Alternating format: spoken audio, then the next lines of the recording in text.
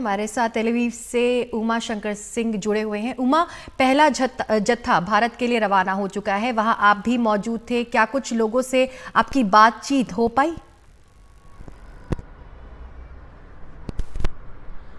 जी देखिए, जिन लोगों ने भारत वापस लौटने की अपील की थी उनमें से तकरीबन 230 को जो है वो इस पहली कॉमर्शियल माफ़ कीजिएगा चार्टर फ्लाइट से वापस ले जाया जा रहा है। ऐसी और भी जो रिक्वेस्ट है वो आई हैं और धीरे धीरे उनको प्रोसेस किया जा रहा है।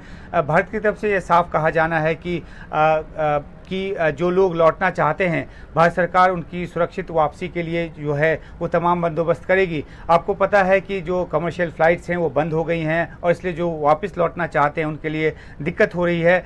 18,000 भारतीयों की तादाद यहाँ पर है, जिनमें से तकरीबन 13-14 हज़ार जो भारतीय हैं वो केयर गिविंग सेक्टर में हैं, वो बुज़ुर्गों की सेवा में यहाँ पे लगे हुए हैं। उनमें से ज़्यादातर अभी लौटना नहीं चाहते, ये हमें अभी जानकारी मिली है। लेकिन जो छात्र हैं या जो दूसरे सेक्टर्स में काम करने वाले लोग हैं, उनमें से ज़्यादातर लौटना चाहते हैं, क्योंकि स्थिति आगे आने वाले समय में उनको ख़राब होती नज़र आ रही है। जो आतंकी हमला हुआ वो तो अपनी जगह, लेकिन अब जिस तरीके से इजराइल जो है वो एक जवाबी कार्रवाई की तैयारी में है और ख़ासतौर पे जो दक्षिणी इलाके हैं जहां पर बहुत ज़्यादा डिप्लॉयमेंट जो है वो इजराइल की आर्मी की हो रही है और वहां से जो सिविलियंस हैं उनको सुरक्षित ठिकानों पे ले जाया जा रहा है। तो ऐसे में बहुत सारे भारतीय जो उन दक्षिणी इलाकों में रह रहे हैं और वहाँ अपना काम कर रहे हैं, उनको भी अंदरूनी इलाके में यानी कि तेल अवीव या दूसरी ऐसी जगहों पे आना होगा। अब जो जिन परिवार के साथ काम कर रहे हैं या जिस जगह पे काम कर रहे हैं, अगर उनको रिटेन करते हैं तो ठीक है, लेकिन अगर ऐसा होता है कि उनको वहाँ पे रहना मुश्किल होगा तो वापस वो भी जाना चाहेंगे। तो इसलिए ये कहा जा रहा है कि हो सकता है कि शुरुआती तौर पे जो ऑपरेशन अजय है वो उतने बड़े पैमाने पर ना हो जैसे कि हमने सूडान में देखा या उससे पहले यूक्रेन में देखा, लेकिन अगर मांग बढ़ती है, भारतीयों की ज़्यादा से ज़्यादा तादाद में लौटना चाहते हैं, तो भारत की सरकार हर एक भारतीय नागरिक को सुरक्षित निकालने के लिए तैयार है और वो उस तरीके से योजना को आगे बढ़ाएगी। गीता। उमा, हम लोगों को सुन रहे थे, खुशी जाहिर कर रहे थे, उनके चेहरे पर खुशी साफ नज़र आ रही थी, बता रहे थे वहाँ हालात बेहद ख़राब हैं और उन्हें डर लग रहा है।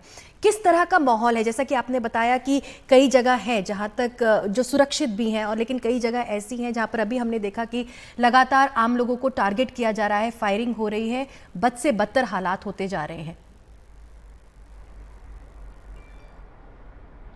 जी देखिए, यहाँ पे जो खतरे का जो स्तर है वो काफ़ी बढ़ा हुआ है। ये तेल अवीव है, यहाँ पे अपेक्षाकृत ये सुरक्षित इलाका है।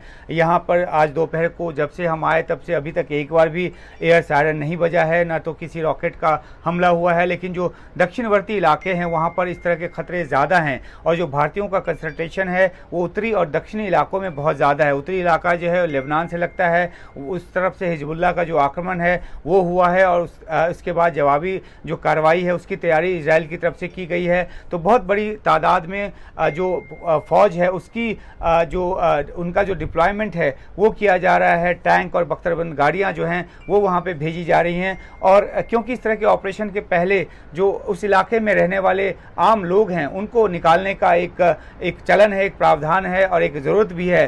तो ऐसे में जब उन लोगों को निकाला जा रहा है तो जाहिर सी बात है कि भारतीयों को डर लगना स्वाभाविक है और इसी वजह से बहुत सारे लोगों ने अपने आप को रजिस्टर कराया है। लेकिन एक बार फिर मैं आपको बता दूं कि अभी जो वापस लौटने की मंशा जताने वाले भारतीय हैं उनकी तादाद बहुत ज़्यादा नहीं है, लेकिन जो भी लौटना चाहते हैं भारत की सरकार उनको वापस ले जाने के लिए उनका बंदोबस्त कर रही है। और बड़ी बात यह है कि कमर्शियल फ़्लाइट्स क्योंकि बंद हो चुकी है, तो ऐसे में इससे पहले कि जो एयर ट्रैफिक पे पूरी तरह से पाबंदी लगे या वो बंद हो, युद्ध जैसे किसी हालत की स्थिति में यानी कि ज़्यादा बड़ी जवाबी कार्रवाई की स्थिति में, तो उससे पहले भारतीय जो है लौटना चाहते हैं और इसलिए ऑपरेशन अजय जो है चलाया गया है और ज़रूरत को देखते हुए फ़्लाइट्स की तादाद आगे बढ़ाई जाएगी।